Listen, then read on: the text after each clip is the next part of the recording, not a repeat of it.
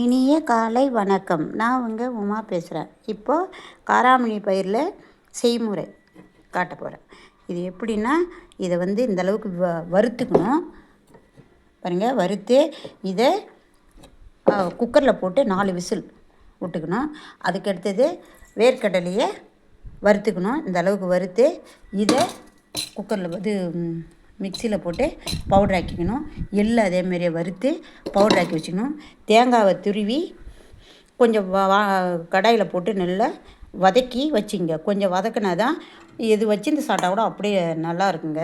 இது என்ன செய்யணும், இது சர்க்கரை தேவையான அளவுக்கு போட்டுக்கணும். உப்பு ஒரு 1/2 ஸ்பூன் போட்டுக்கலாம்.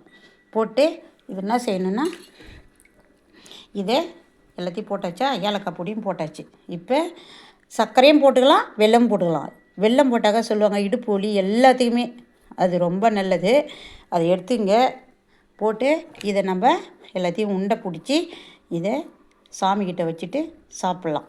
இது அந்த அளவுக்கு இடுப்பு சத்து, கால் வலி.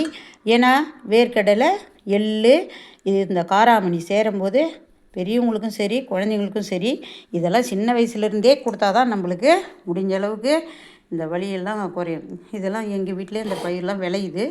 அதனால் நம்ம கடையிலே விற்கிதுங்க, வாங்கிக்கலாம். வாங்கி இந்தமாரி உண்டை பிடிச்சி சாமி முன்னாடி வச்சுட்டு சாப்பிட்டு பாருங்கள். நல்ல டேஸ்ட்டு. மீண்டும் சந்திப்போம்.